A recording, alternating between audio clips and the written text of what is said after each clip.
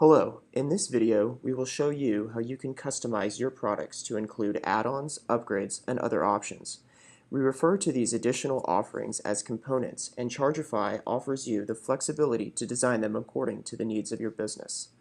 Components allow you to introduce additional line items to your products that are often expressed as add-ons, upsold features, or usage-based items. You can define them for one or more of your products to suit your billing model's requirements. This allows you to build on your basic products to create almost any billing scenario, as simple or as complex as you wish. There are three types of components: on-off, quantity-based, and metered. Let's start with the most basic component, a feature which your customer can choose whether or not to enable. We refer to these as an on-off component. A couple of examples of an on-off component might be standard shipping or phone support. When off, there is no additional charge. Once enabled, on, your customer is charged until billing for the feature is turned off.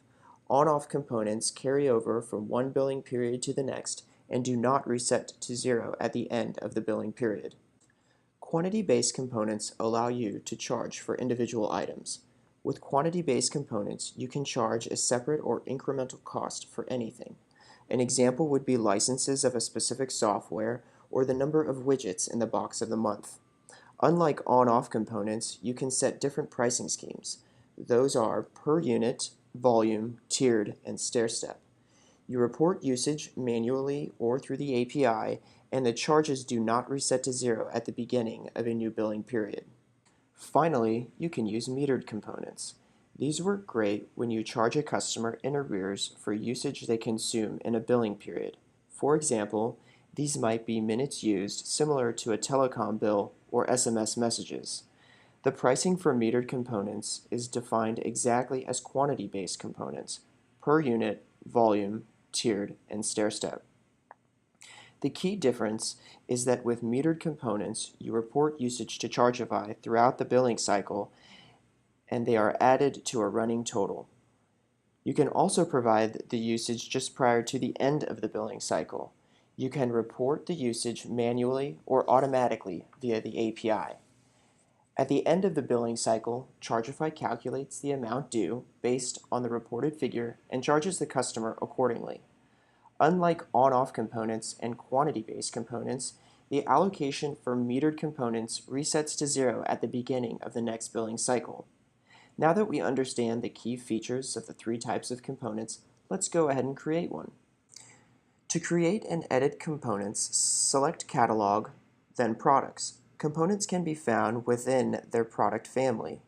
Remember, their billing frequency are defined by the associated product's billing frequency.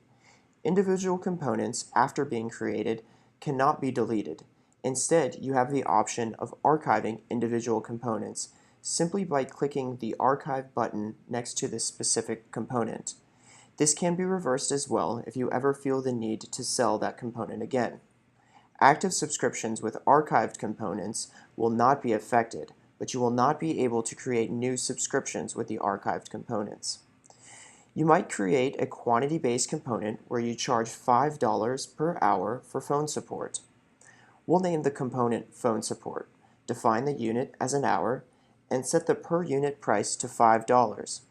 If you specify the quantity or allocation of 6 hours, Chargify will process a charge of $30 for each billing period. A per unit cost is the most basic pricing scheme. In addition to a basic per unit charge, there are three other types of pricing schemes which you can use to create variable pricing. These pricing schemes are called volume, tiered, and stairstep. With volume pricing, you can set different prices per unit based on total usage, in this case, the number of hours of customer support. With volume pricing, the per unit price for the quantity used is applied to all hours. 10 hours would be charged at $10 per hour or $100. 20 hours would be charged at $9 per hour for a total of $180.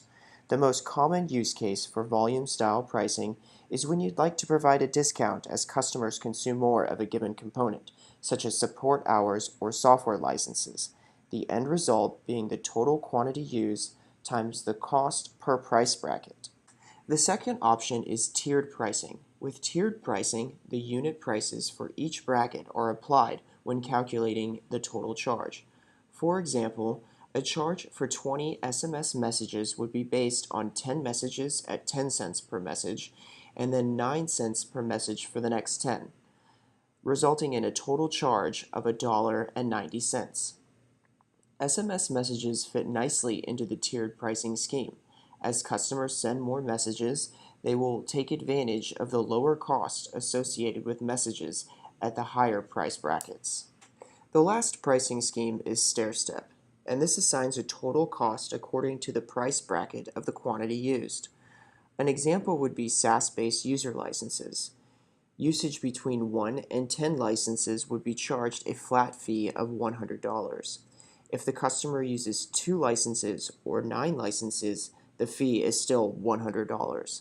Additionally, if the customer used 35 licenses, the monthly fee would be $270. Finally, there are a number of additional configurable options you can use when setting up your components. You can specify whether a component is taxable, and for our EU merchants, you can also define whether your component should be taxed as a digital service or physical good. You can choose whether the quantity can be reported in fractional amounts, for example, 4.5 hours of customer support versus 5. You can also give the customer the option to select which component they want to add to their subscription if you are using the public sign-up pages. For on-off and quantity-based components, you can allow the customer to update their allocations via the self-service billing portal.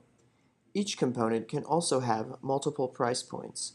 This feature allows you to implement grandfathered pricing, create a different price point for different segments of your business, and generate one-off pricing for specific clients, all while having a smaller, more manageable product component catalog. Let's create a new price point for our support hours component. First, select the component, then click Add Price Point. Say you'd like to offer a slightly discounted price for your support hours to a small segment of your customer base. We'll call this V2 pricing. You have the option of creating a specific handle that you can use to integrate with our API. Then you'll want to select the appropriate pricing scheme. We will choose volume, but you can select any pricing scheme that fits your business model. Then you'd complete the individual tiers. For this example, we will use the same pricing tiers, but reduce the cost by each by $1. So the first will be $9, the second will be $8, and the highest bracket will be $7. Save price point, and you're all set. Once you've created the new price point, you can migrate active subscriptions between them. You'll want to click the cogwheel and then Move Subscriptions. Then you'll be given the choice to select which active subscription you want to migrate. Then click Move Subscription. Once you've clicked Move Subscription, the subscription will be updated and the new pricing will take effect. It is important to note that all components and their respective pricing schemes and price points can be edited after creation, simply by clicking the cogwheel next to the price point you'd like to adjust. Finally, let's review how to allocate a component to an active subscription. First, customers can use your public sign-up pages to allocate a component to their subscription. You can see on this public sign-up page example how the customer can choose how many support hours they'd like to allocate. Let's enter 20 hours. Click Update Totals, and you can see the total charges updated on the right. Another way to add components to an active subscription is manually through the user interface. Let's use John Smith's subscription, and then select Components in the subscription menu. You can see the two components we have. You can record usage for the metered support hours or update the allocation for their user licenses. The final method is using our API. For additional information on updating component allocations via the API, please visit our API documentation at reference.chargify.com. We hope you found this tutorial helpful. Additional information on creating and updating component allocations on a subscription can be found at help.chargify.com or in our subscriptions management tutorial. Also, please feel free to contact support at support@chargify.com with any additional questions. Thanks for using Chargify and have a great day.